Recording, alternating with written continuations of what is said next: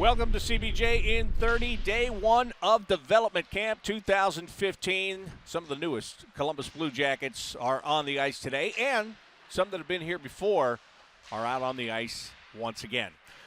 Welcome to this Monday, first day of Development Camp. I'm Bob McElligott alongside of Jody Shelley. Ironically, just a couple of days ago, we were in Sunrise, Florida, and some of the guys on the ice right now were just drafted. So we saw them go up on stage or get their Blue Jacket sweater for the very first time, and now here they are in the practice sweater for the first time and doing some drills. Now, let's just set this up, what this camp actually is. This is a skills camp.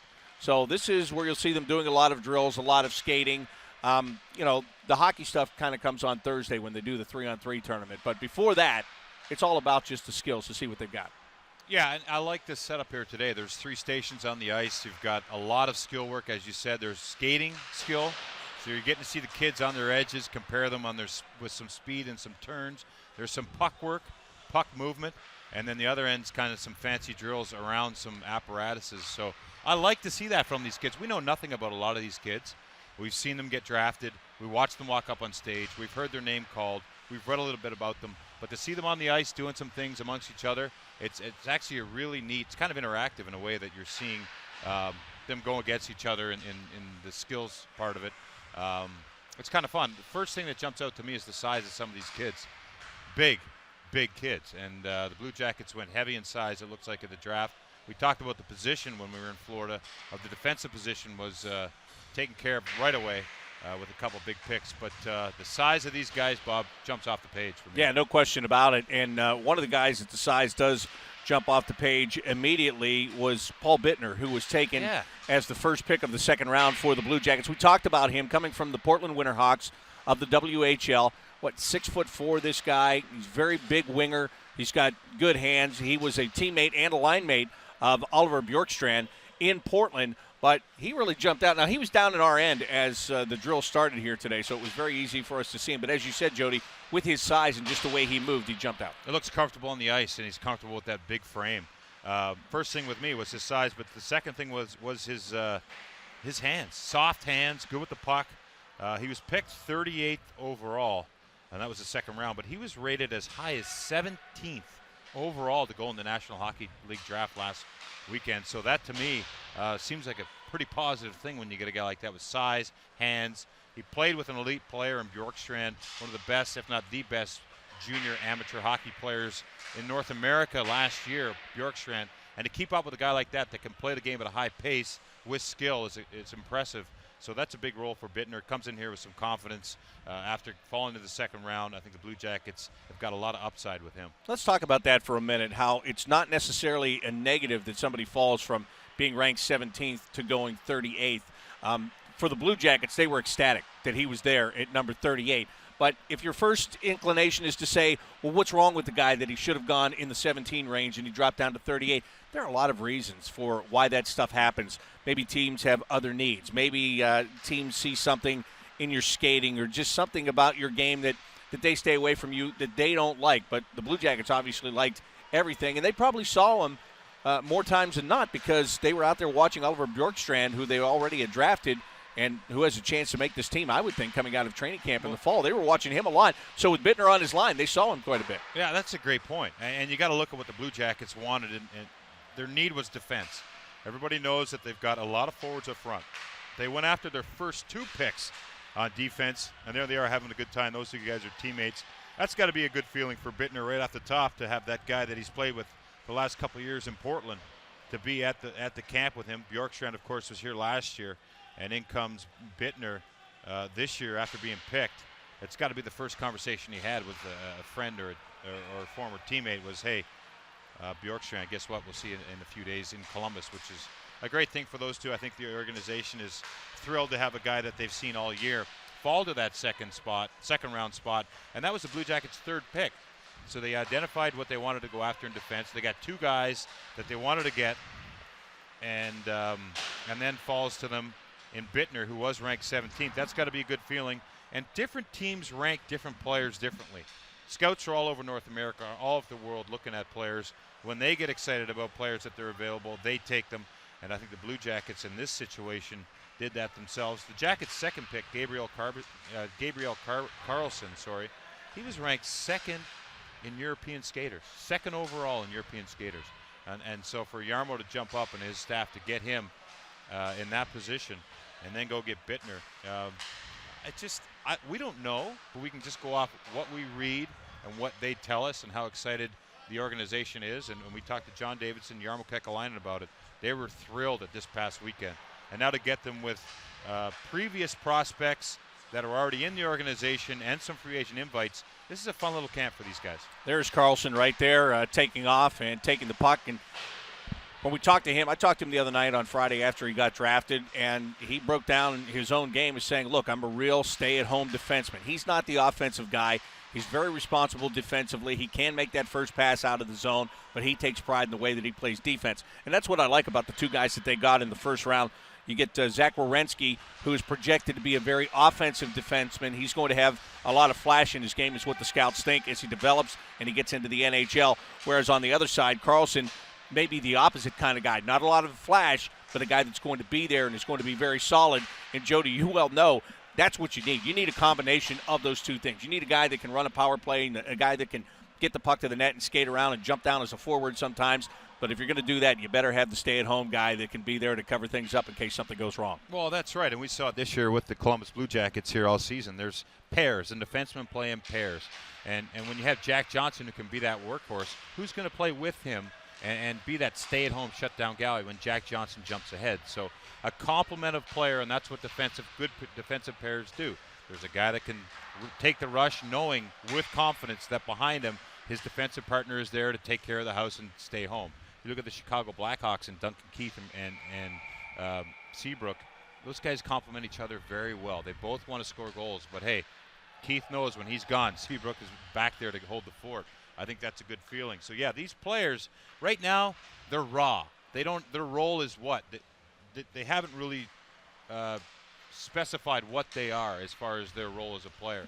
But when you get into professional, when you get into this level, you've got to be more specific about what you are. So you'll see, and this is part of what the Blue Jackets are doing here with this camp. It gives them these kids a chance to see what the Columbus Blue Jackets organization is all about. What is their identity? What is their philosophy? Give them a little bit of that this week. But also, hey, Karlsson, we know what you like to do, but this year, this summer, focus on this and this only. And we want you to be this and put you on a path, because they have a formula. They like what he does, but they want him to fit in at a certain place in the future. There's another guy, if you look on the right of your screen there, number 86, Sam Ruop, who was just drafted here a couple of days ago. He was the fifth-round pick. He was taken 129th overall, coming out of Prince George of the Western Hockey League. So you've got those guys, Jody, and then you have guys that have been here before and are looking to better their position. Maybe they're going to come to training camp in September, and they want to, this is a tune-up chance. One guy that's in this group is Daniel Czar, who is a right winger. He was a guy that was drafted in 2012 in the 6th round. So he's in this camp. Again, you get in the system for a couple of years, and you're always looking to make that impression. You're always looking, especially for an older guy like that, if you're going to come to camp in September, this is a chance to open some eyes amongst these young players, and then you come back and try to do the same thing against the NHL players in the fall. So that's kind of what this is. And as we showed the wide shot there just a moment ago, they have this broken up into basically 3 stations here today. In the middle, right at center ice there, they're doing a lot of skating. And then in either zone, they're doing different drills. So, each coach on the ice has his assignment. And then what these groups do, there are small groups here, just a couple of players apiece.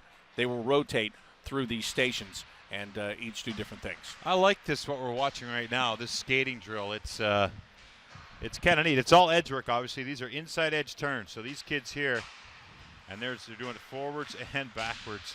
Really a test of balance, leg strength, and kind of fun for these kids to work. You see that wobble there. That is not easy, as these guys are all going to go through it. Now, this is the 3rd group in this skating station, so every group is going through this type of thing. There's Ruop, you mentioned. He's an 18-year-old. He was named captain of his WHL, Western Hockey League team out in Prince George, British Columbia. He was named captain at 18 years old.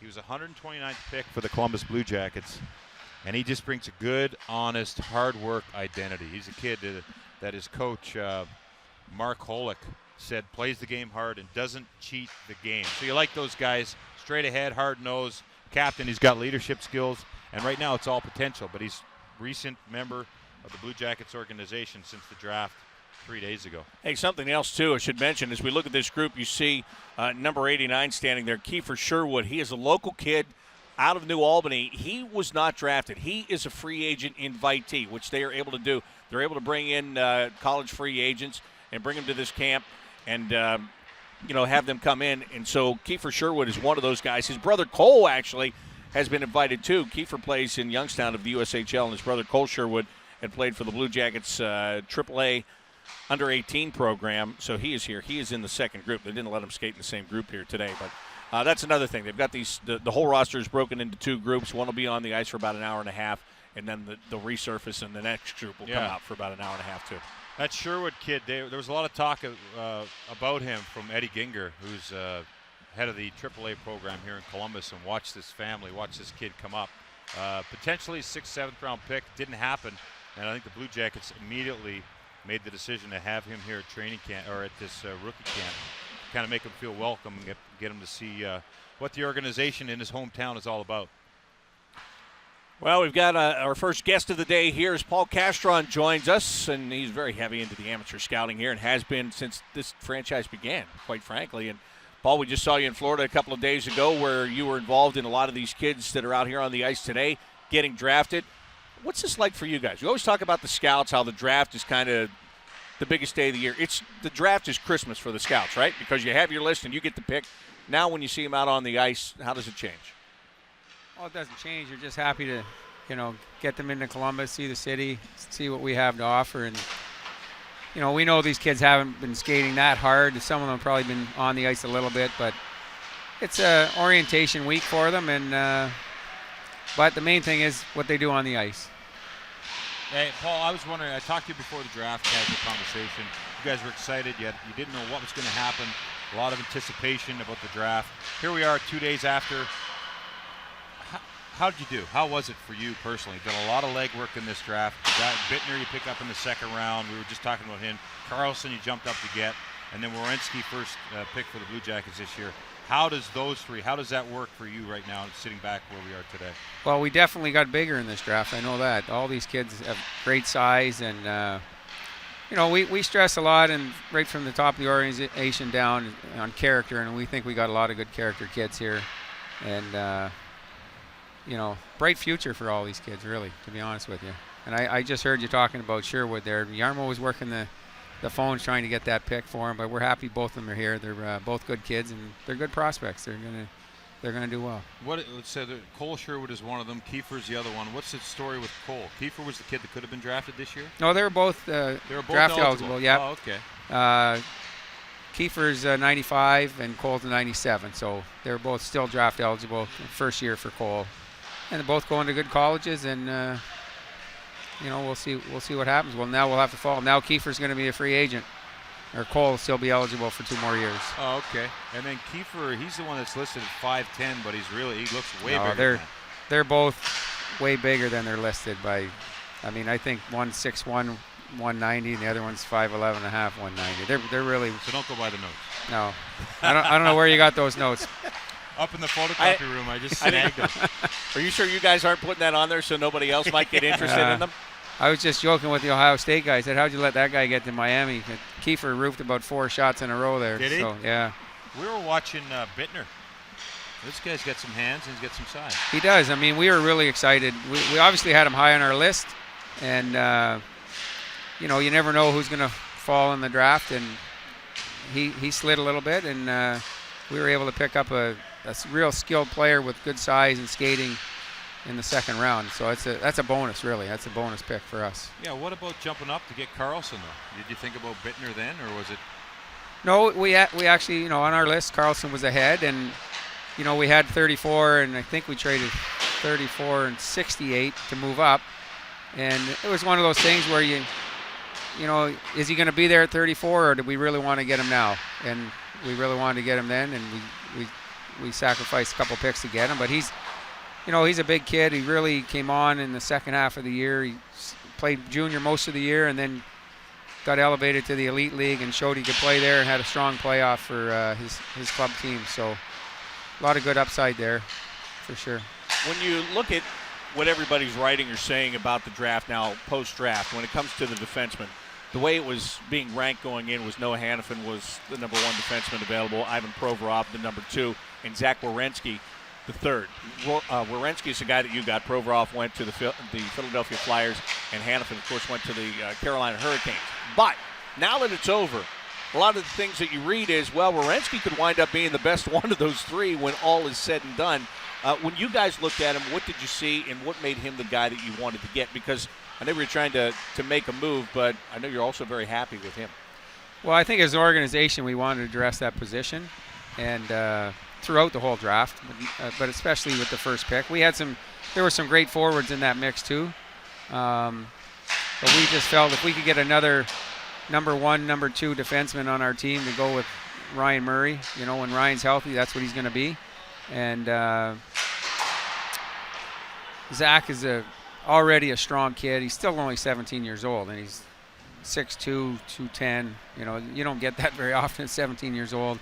And then he just brings a real high skill package as well. And, him and Hanifin I know they're best of friends. They played together for a long time. And I think on the whole surface, the picture, they're very close in talent too. So, I mean, the fact that one went 5, 1 8, not a huge deal. I think watching them at the World Juniors, Zach was given more of an offensive role and Hanifin more of a shutdown role. So, but in saying that, I think both are very highly skilled and going to have real successful careers in the National Hockey League. We were talking about this a little bit earlier with Carlson and Werenski. Do you see them maybe as being that kind of tandem where you got one offensive guy here and one shutdown defensive guy there? Oh, definitely, most definitely. I mean, when Carlson fills out, he's going to be a big kid. I don't think he's very heavy now, but he's got the height. He's just got to get to the grocery store a little more and fill that big frame out. For what? Peas and carrots? Yeah. Should have had. There was lots to eat last night. He should have stuck around. Clarkie even yelled at him, "You take 2 plates." Oh, really? Yeah. Attaboy, Clarkie. So now you you get some time off now? I mean, you guys go hard. You just mentioned the World Juniors. Where was that this year? In Canada? Montreal, Toronto, yeah. So it's usually in different parts of the world. You've been all over the world this year scouting these kids. So you when you dial it back up here, and because I know the European League start the next month. Yeah, we'll. July's a pretty friendly month for the scouting world. There's a couple little camps going on now that our area guys are attending. The USA has their camp to pick their team to go to the Ivan Halinka tournament. And then the 1st of August, USA has their World Junior Camp in Lake Placid where they have Sweden and Finland over and they have a little round-robin tournament. So this year that's going to be a really highly scouted event because I think 3 of the Finns that are coming are potential top 10 picks, and along with Matthews and Kachuk's son. Yarmo will be excited. So he might come back early for that from his vacation. But no, really, there's 5 kids that are going to be in Lake Placid that could be potentially top 10 picks. Wow. So that's kind of the first event, and then right from there, we go to Europe for the Ivan Halinka tournament, where all the top 98s for next year's draft have their big tournament. The only team that doesn't bring their best players there is the United States. What about Hockey Night in Boston? You guys go up there? Well, Rob Riley's in Boston, and there's a lot of summer tournaments that he'll poke his head in here and there, but some of that stuff's more geared towards the colleges and kids looking for their scholarships. But the guys they got to take some downtime because, like you said, it's a long. September to April to May is a long season for these guys on the road. And I asked about Hockey Night in Boston because there's a lot of kids now in this AAA program in Columbus who are looking at these camps in the summers. And I know personally that's where I got identified to be on the draft when there was 36 rounds. Yeah. So, and I got listed like in the 36th round. I got invited to a camp from that. But and look where you ended up. Scouts. I know, TV. No, you did pretty well. You did pretty it was well. a great run, but I mean those. Thanks to Denny LeBlanc. Denny LeBlanc got you. That's right. But that's why I ask about those camps that happen in the summers. I know the scouts are busy all the time, and you guys have a tough time sitting back and not even talking and thinking about hockey. No, we like to keep moving too. Paul, I mentioned that you've been here for so long. When you look at this organization right now, these prospects that you have that are going to be either in the American Hockey League or playing in college, playing overseas, what have you, how stocked is this system right now, in your opinion? Well, I think we're pretty comfortable, but you know what? In saying that, you still got to get it done. And, we were pretty excited coming into last year and got hit with all those injuries, so now we got to regroup and, we want to do better both in the American League and the NHL. So it's just not easy because everybody's trying to win at the same time. And as excited as you are about your prospects, you still got to get it done when the puck drops for the real games. And, we're still missing a little bit there, and we got to make more strides. I think the one positive that came out of last year, though, is some of the guys that you guys worked so hard to get, you got a chance to see them play in the NHL. And maybe they weren't ready at first. They certainly did mature as it went along. Alexander Wenberg, Marco Dano, Josh Anderson came up and played a little bit. I mean, there were a lot of positives out of the young players last year, weren't there? No, that was a great opportunity for them, and now we got to make sure they're not content and thinking that they've got her made, right from the start. They got to work just as hard to stay here now. And hand them a list of apartments in Cleveland just in case when they come in this year. Maybe they should go for a little bus trip there just to see the city. You don't want to wind up part here. of this week. No, not these kids. He was talking about Wenberg and Dano and stuff like that. Jody played. He knows how hard it is to stay in the league. There's always someone coming up from behind that wants your job. So, it was a great opportunity for Wenberg and Dano, and even Reichel and Anderson got a little sniff. So, hopefully that makes them hungrier and not want to ride the bus, rather be on the big bird. Yeah, no question about that. I would ask you about a player. Not to put you on the spot. I hope I know him. I hope you know him too. He was drafted 189th, 7th overall. Yeah. Markus Nutivaara. He's from Oulu, Finland. So yeah, he was. Set of hands on. Joseph Boumedian knew him really well. He helps out that team as well, and he's a kid that came on. He was never really in any of the national teams as a 17, 18, even World Juniors, and then all of a sudden plays in the championship team and played a big role after not even being a real regular at the start of the season. So and now he's on the radar for the Finnish national team for this coming season. So that happens. I mean, especially it happens over here, but sometimes it happens more in Europe where the kids are not as strong at a younger age and they develop. And we're lucky because he's still draft eligible, because in '94 in North America isn't even draft eligible. Right. So he's much older. Yeah. So he looks. I've been watching him a little bit there. He looks like he's got really good feet and hands. So yeah, he does. It's a good pickup. He doesn't have hands like feet. No, we know some people that have that. Hey, I've got a question for you. I got a Twitter question. You will have the answer. It's about Vladislav Gavrikov, who you picked this past weekend. And JC has this question. He says, Gavrikov could be the steal of the draft. Do visa issues have anything to do with why he dropped? I don't know the answer to that. Do you have any ideas of why he might have dropped? Visa issues? Yeah. I don't think it had visa issues. I think it's,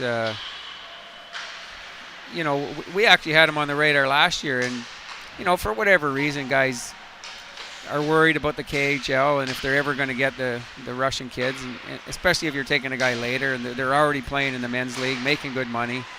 Are they going to want to come over here and make their 60 in the American League or 600 in Russia? We know the answer to that. Right. So, but he was voted the best defenseman in the World Juniors and this past year, and was a good player the previous year. And he's a shutdown guy. He blocks shots. He plays hard. He plays against the top lines, and it was probably a visa issue to get him over for this camp, right, being so quick. But maybe Traverse City would be an option. We'll see how that works in the rest of the summer if they can work that out. Yeah, and that'll be the next stage for a lot of these guys, the Traverse City tournament that goes on. Paul, thank you so much. We'll let you get back to watching these kids that you were involved in to get them out here and be members of the Blue Jackets. Anytime, guys. All right. Thanks very much. Paul Castron, Director Thanks, of Paul. Amateur Scouting for the Blue Jackets, joining us here today on this development camp edition of CBJ in 30. Blue Jackets out on the ice again. This is Group 1 today. They're going to go out and they'll finish up their session, and then Group 2 will be coming on right after they resurface the ice and get a look at the next group of prospects. And Oliver Bjorkstrand, we talked about him being in this one. He's a guy that is going to get a pretty good chance to make the team in September. He's going to, he'll be looking to make impressions in training camp. There's no doubt about that. When we get to Group 2, there's some other guys like Sonny Milano, Dylan Hetherington, that are guys that are not only going to be focused on here in this camp, but then again, when we get to regular training camp in September. There's Bjorkstrand right there, and Jody talked a little bit about him, and this guy just puts up numbers like crazy. This past year out in Portland, played 63 games, or 59 games, had 63 goals and 55 assists for 118 points.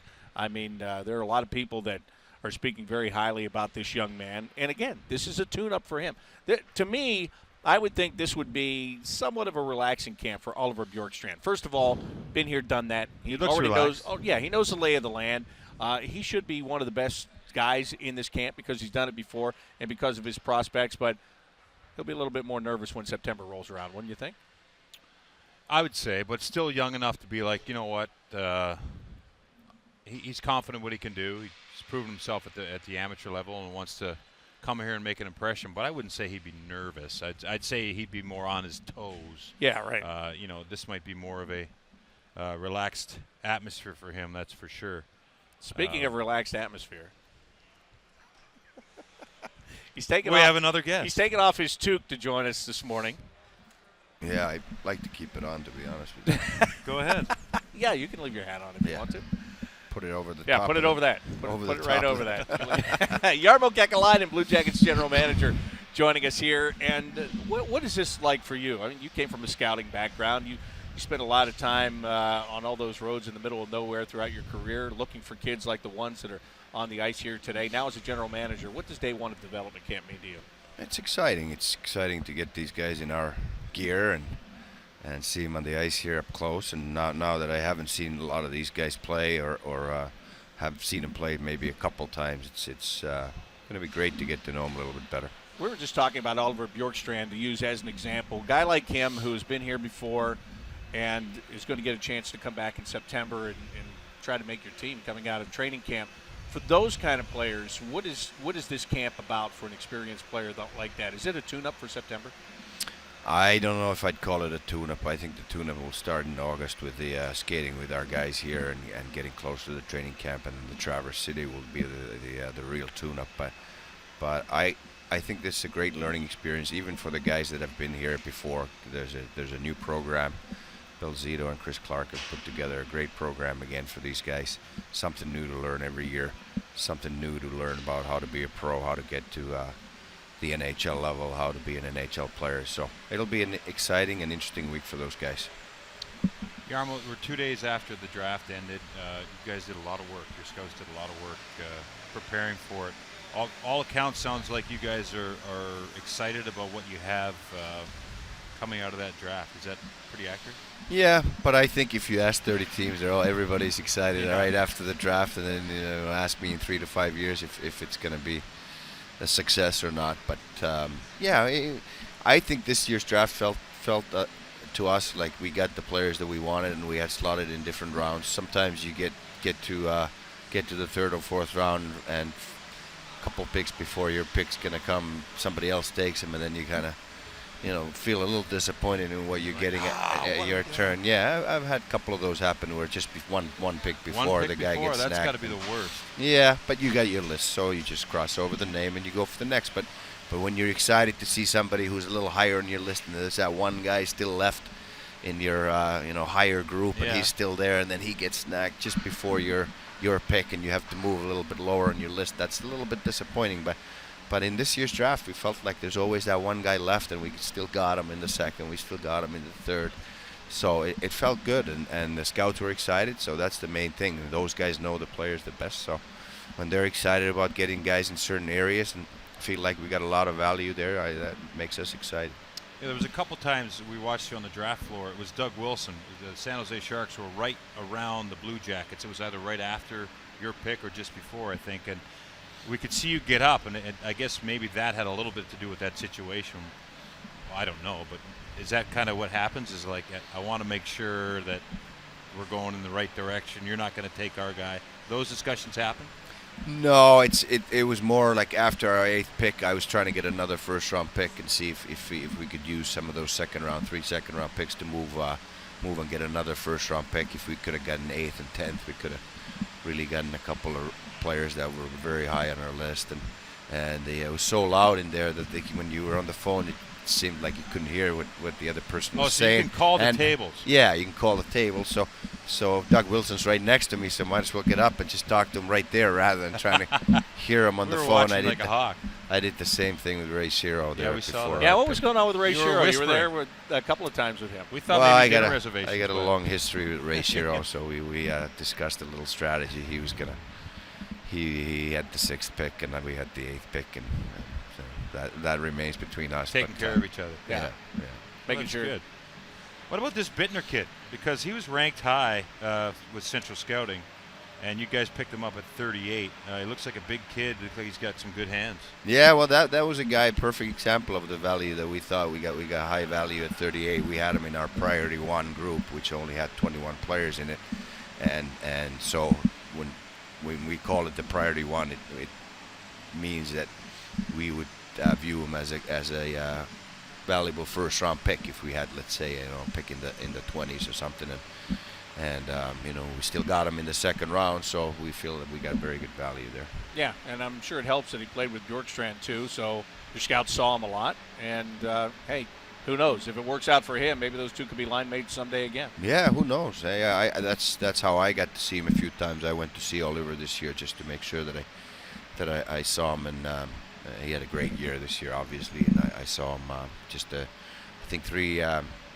regular season games before the regular season was over, and I think he scored his 63rd goal or something in one of those games, and Bittner was on the same line, and they seemed to have some good chemistry, and Petan and Bjorkstrand were the 2 best offensive players in the Western Hockey League. To be able to play on that line, you got to be pretty good. I wanted to ask you about this Keegan Colasar, who you took with a 3rd-round pick the other day.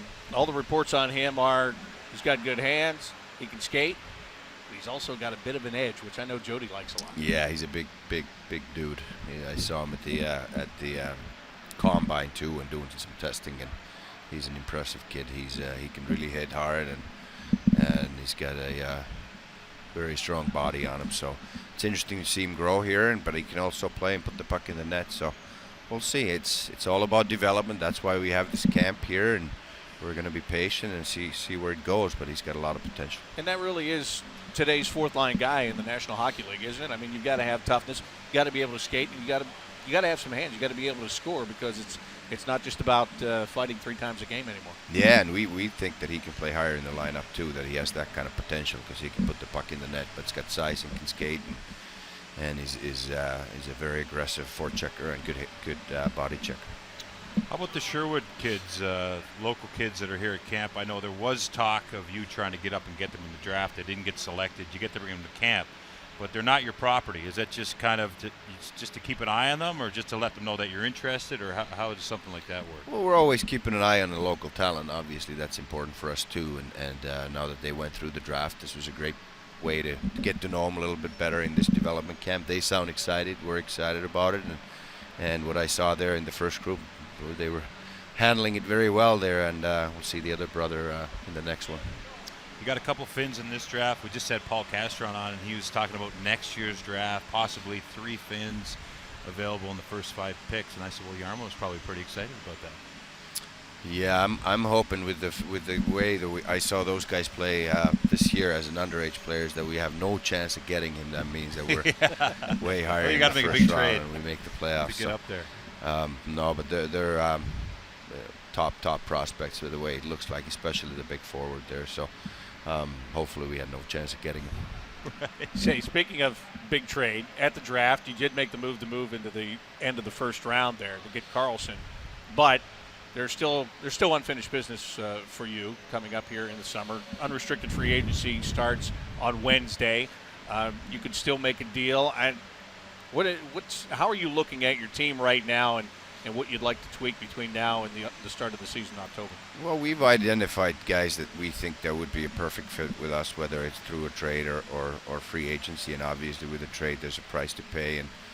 and we have to evaluate if it's the right price or too much, and same thing goes to free agency too. I mean, we're not in a position to pay whatever some people might want, so there's a limit in what we're going to spend and how much we're going to spend on a defenseman for that role that we're looking for. But we'll see what the days bring here, and if it's a good fit, yes, we would love to go after it at the right price. But if it's not, we have a great group of guys, and time will come maybe a little bit later in the fall or during the year when we'll find the right fit, and then we'll go after it again. But I don't think we're going to force anything or just go after somebody if it's not the right fit or if it's not the right player. So if you had to start day one with the exact same team that you ended with at the end of last season, you're okay with that? No problem at all. We were doing pretty good at the end of the year. You were. Yeah. Not bad. Yeah. Can you really change your team that much in free agency? I mean, it seems like it's changed. I don't think you can. That's why I'd like to draft and develop. That's why we kept 9 picks again, and we got a good group of prospects. I think that, talking to the general managers around the league, I think they value our young forwards very, very high. They think that we have a great group of young forwards. Now we draft some real good D. We have a pretty balanced depth chart now. I think that's the way to build a team, is through drafting and developing. But sometimes there might be the right free agent available that you know well, and you know that's going to be a fit with you.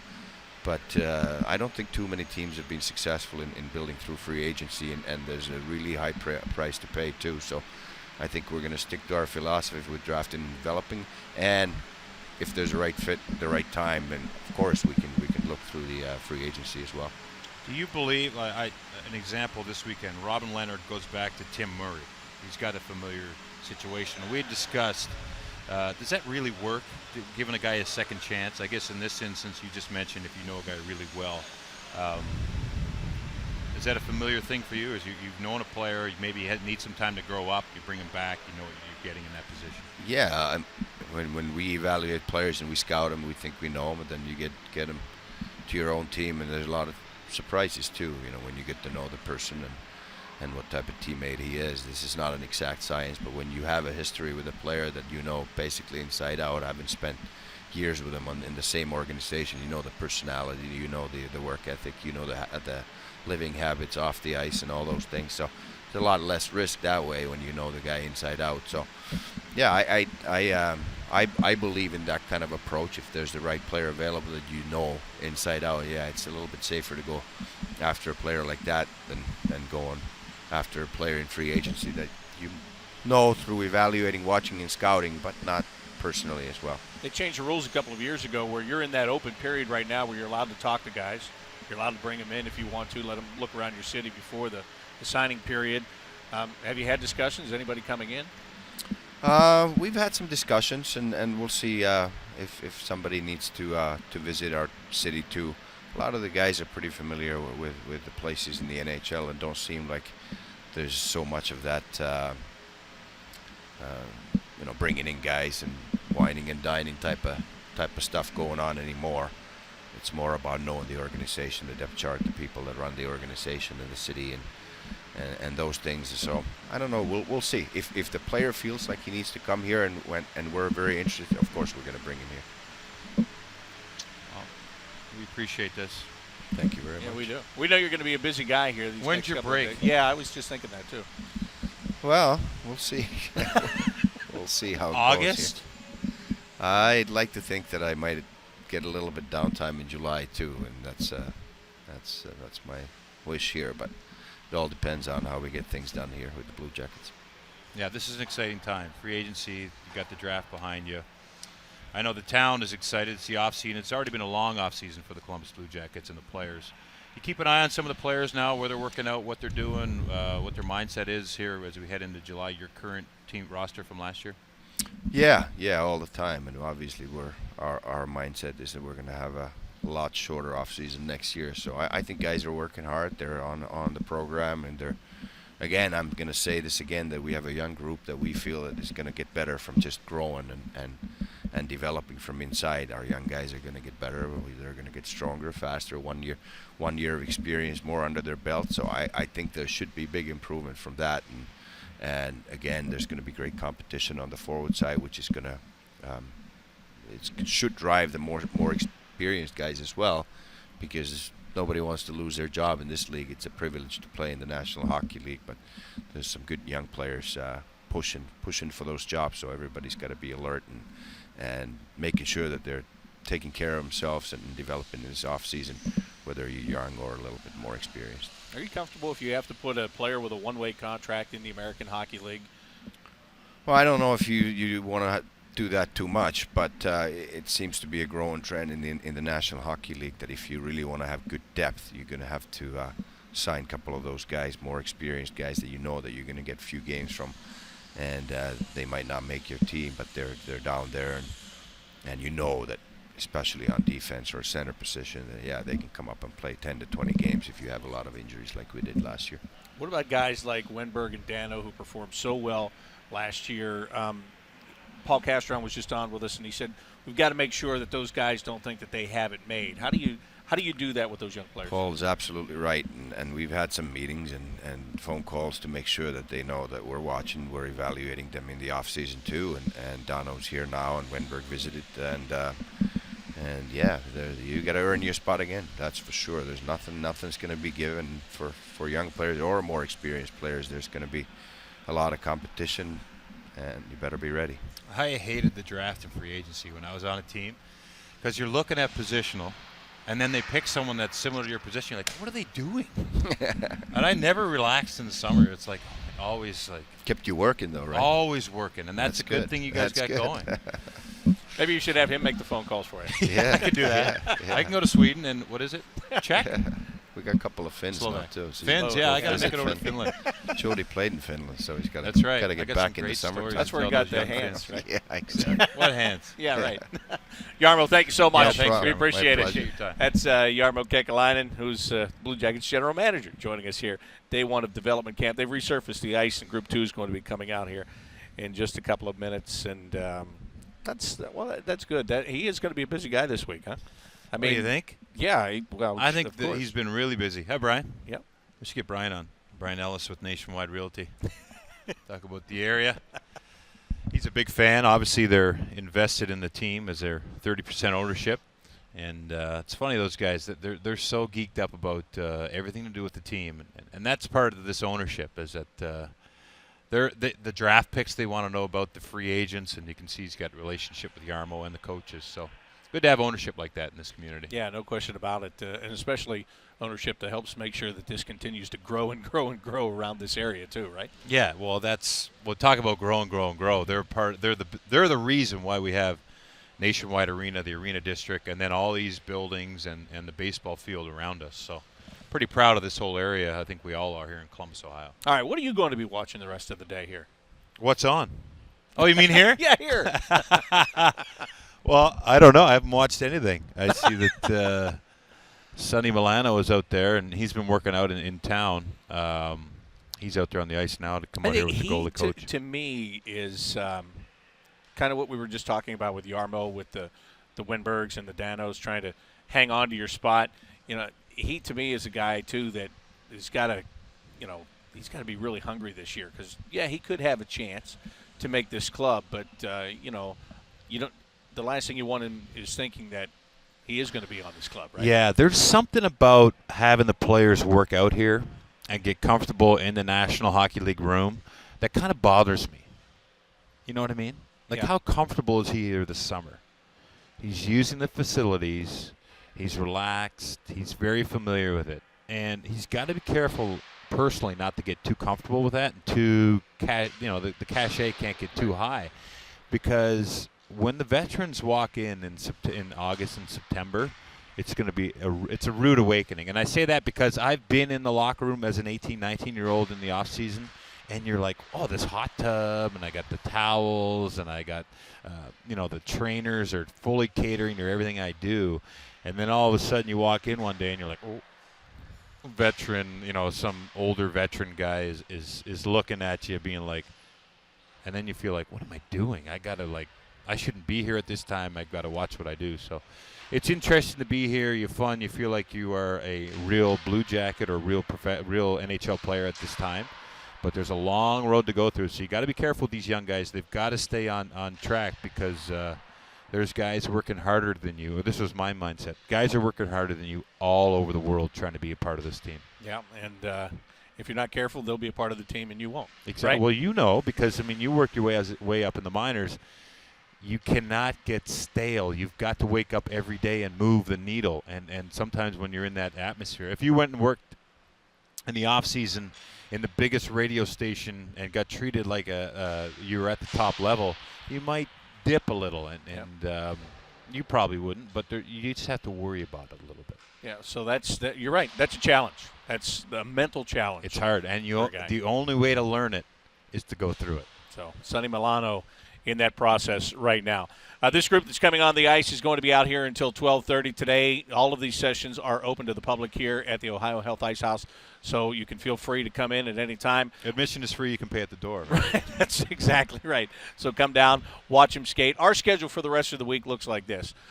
We plan on being on at 10 o'clock tomorrow. We had some technical glitches today, but the boys all worked through them downstairs. Thank you very much for all of that work that everybody behind the scenes did. So tomorrow, 10 o'clock, we'll be back on with another edition of CBJ in 30. Then on Wednesday, we'll go later in the afternoon. We'll start at 3 o'clock because that is the first day of free agency. So there should be some moving and shaking going on. Are we doing that from right here? Yeah.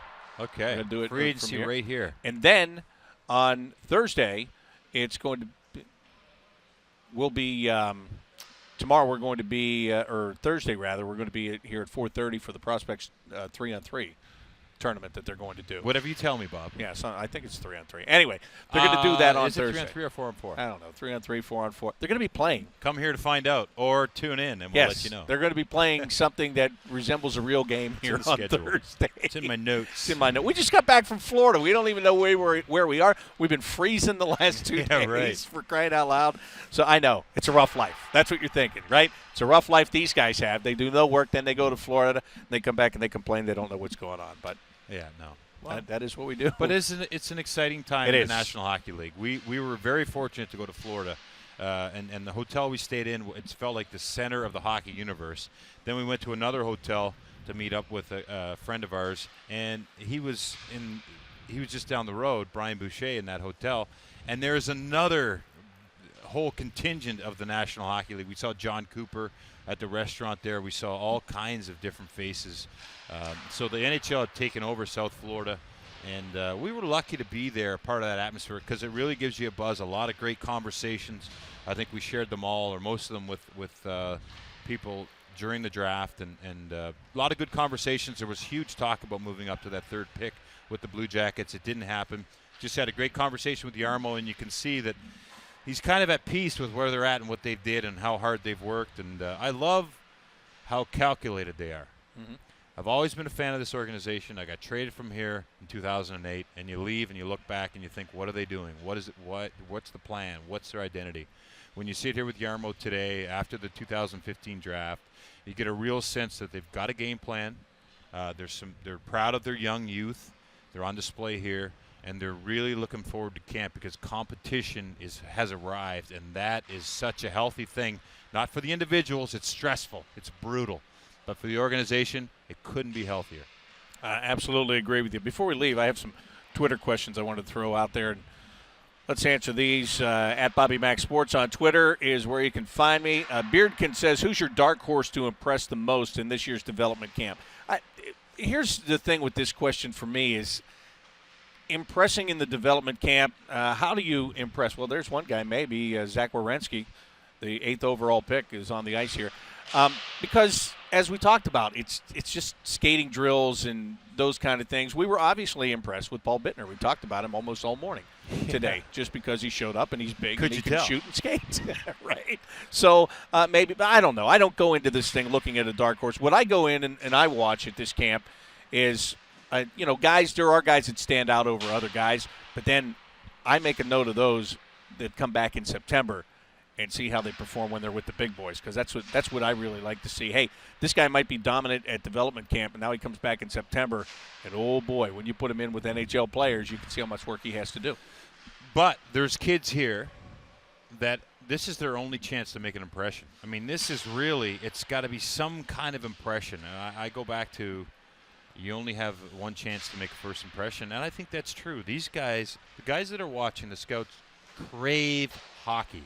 They watch, they love to find, they love to notice, they identify, and that's what they're good at. So if they see something here today that could invite the Sherwood boys, maybe they get invited to training camp, maybe they get invited to Traverse City.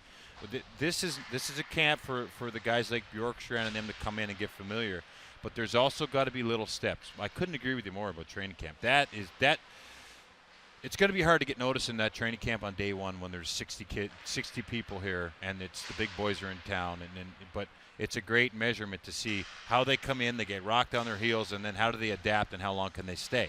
Now that is going to have to do with where they're drafted too. But I like the free agents. I like the people that are invited. I like the guys who have been picked last year in the 5th and 6th round, who come here and be able to have that opportunity to be like, wow, you've really grown over the year. We didn't get to see you this year play, but boy, it's good to have you here. You look good amongst your peers at this moment. Now, speaking of that, this kind of goes along the lines of what you were talking about. Jody says, who are you looking forward to the most from last year to this year in improvement? And Jody says, mine is Ryo Hashimoto, not Jody Shelley. This is different Jody, by the way. Let's talk about Ryan Hashimoto for a moment because he's in this group. He's number 84. He's down in front of the bench here. I don't know if we can get a clear shot of him yet, but he is Japanese. He came over here as the Japanese program. There he is right there. Japanese program wanted to get somebody over here last year to be able to, to skate in this North American NHL development camp. And Nate Scotto is one of the trainers for the Blue Jackets, and he was in contact, and this is the guy they sent over. So he gets to come back over here again this year. And the thing about him is, I mean, when you think of Japan, you don't necessarily think of, NHL hockey players jumping out of there, but this kid did a good job last year, and I'm sure he's excited to be back. I'd say. I mean, and what a nice thing for Nate's Yokomoto to think of that and reach out for this kid to get here. I remember last year seeing him, and he looked like he fit in well. Good question. Maybe he will be one of those guys. He's one of those guys that you hope does well because he's not a very big guy. He's representing a country that you don't think of. It's a long time before you call out Japan as far as being a hockey hotbed, but you'd like to see him come here and be a part of this camp and do well. The other Sherwood kid is out there too. From Columbus. Hey, by the way, before we stop talking about him, it must have been good for him to come to that camp last year because last season he set career highs in goals, assists, points, and penalty minutes. So whatever he learned, he took back there and he went to work. Oh, how about getting noticed? Yeah, there you go. I mean, sometimes all it takes is a pat on the back. He might have been a celebrity in that league last year because he came to this camp, to be honest with you. Anyway, you were talking about Cole Sherwood's out there on this.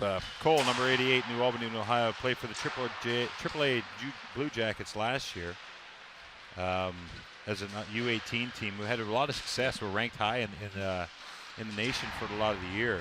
And here we are talking about this kid, under 18, AAA Blue Jackets. He's on the ice now with the Blue Jackets development camp. I'm sure it's been done before, but great to have him here. Free agent invite, 22 goals in 31 games. He's a big guy. He's listed at he's listed at 6 foot 185. And I'll tell you, we're sitting up in the stands here, and he looks a lot bigger than 6 foot 185 at under 18. So good to have him here. As we mentioned with Jarmo, he is not property of the Blue Jackets, but they're under his watch right now here, and they're going to watch him closely, not just on the ice, off the ice. To see how he conducts himself, interacts with the players. Because that's a big part of it, too. Yeah. So we've talked about Cole and Kiefer Sherwood. So Nick Olson, who tweeted in, where do the Sherwood brothers stand with the competition? I hope we've kind of answered your questions on that. They look like they fit in very well. Reichel's Ruffian says this question: can we sign free agents from development camp? Yeah, you can. Yeah, there's 50 contracts available. Right. So they've got to watch their contract numbers. But, yeah, these guys can be signed. Free agents are available to be signed. And well, we've seen before where they'll have a free agent invitee come to this camp. Then they'll invite them to training camp, maybe take them to Traverse City. We've seen guys get signed out of Traverse City before, after that tournament, before they come into camp. and then they go back to junior, or they go to the American Hockey League, what have you. So, yes, the answer is yes, you can do that. And it does happen from time to time. But as Jody alluded to there are only X amount of contracts that you can sign. You can't go out and sign 125 guys. You know, if you could, everybody would do it. We'll take him. Right, exactly. So there are limited number of contracts that you can sign all through the system. Kid I'm looking forward to seeing out here is Keegan Colser. He was he's a big body. He plays tough. His dad actually played in the NFL for the Raiders. Hey, Craig Hertzberg here today. Yeah, we're on TV. And his dad played for the Raiders, as I mentioned. His stepdad played Major League Baseball and is now a scout for the Pittsburgh Pirates. Really? So he's got some there's some bloodlines there. Yeah, he's an athlete. I guess he's a real athlete there. He's big boy number. What numbers he got on there? 87? 85. 85. And looking forward to see him play. He probably won't be too physical out here today. Hopefully he doesn't run. Back in your day, there would be like 5 fights in these games. Oh, it would have been fight in the locker room. It would have been fight at the airport, fight on the bus, fight at lunch, fight at breakfast. We'd have been all beat up by now. We would have had the coach. I used to fight until the coach came over and said, "Hey, Jody, we know you can fight. Let's see you play some hockey." Okay. So times have changed. But Keegan Kolesar, watch him. You heard Yarmo say about him just a couple of minutes ago when he was with us. I mentioned about him being that prototypical fourth-line player. He said, we think he can play higher in the lineup potentially as he develops because of his ability to put the puck in the net. There's another free agent sign. Well, this guy was on the first. We didn't mention him. Adam Johnson is another free agent invite to this camp. Hibbing, Minnesota, along with the 2 kids from here. It's funny to see is some of these 2012 draft guys that are here. Oscar Dance, that's 2 of the goalies are 2012 draft. Seth Ambrose was actually 2011 draft, played in the Big Ten in Minnesota. He looked impressive on the ice right away. Another big guy. I mean, I don't know if that's what jumped out, but big guy with soft hands seems to be the theme here for the Blue Jackets development camp. And does that surprise you? Jarmo Kekalainen, John Davidson, both coming to the Blue Jackets from the St. Louis Blues organization. What are the Blues? They're big, they're tough, they're talented. Love it. And you can see them trying to head in that direction here. Good point. With the Blue Jackets from the guys they already had and the guys that they are adding. So Group 2 on the ice right now. As you see, they'll be out here until 12:30. Again, we'll be back with another show at 10 o'clock tomorrow morning, 3 o'clock on Wednesday afternoon on the first day of unrestricted free agency, and then 4:30 for the Prospects Tournament coming up on Thursday. That is our schedule for the week. Make sure that you follow BlueJackets.com. You can look at the Blue Jackets Twitter account. You can look at our Twitter accounts. I don't know what you never know what you find there, right? No. Rob Mixer also follow him on Twitter, and Aaron Portsline and the Dispatch Group. They're here as well. Everybody's here, so pick your poison. Pick who you want to follow. Follow us all. See what we all have to say. It's going to be an exciting week here as there's hockey in town for the week. And let us know who you want us to interview too. Yeah. I guess Yeah, why not? Could do that. Could take some requests. And It's a very laid-back week. Whatever see if you we want. can get them, but it's exciting. I like, it's fun. Sorry about this, Mike. It's fun to have hockey. It's another stage in the year, and we break it down in stage. You looked at the Blue Jackets schedule for the season. We looked at Christmas break, All-Star break. I mean, those are the Thanksgiving. Was there a Thanksgiving Day? Those are the quarter poles, so to speak, for the regular season. Well, this is one for the off season. It's the draft and development camp along with free agency, and it's all happening in a short period of time.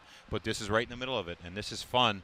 And I like that the Blue Jackets did it right away. These kids were drafted on Friday and Saturday. Here we are Monday, and they're in the big city of Columbus, Ohio. Yep, got their stuff, and they're on the ice, and they'll be here all week long. That's going to do it for today's Development Camp edition of CBJ in 30. We'll be back again tomorrow morning. For Jody Shelley, I'm Bob McElligott. And thanks for watching Jackets TV, presented by Ohio Health.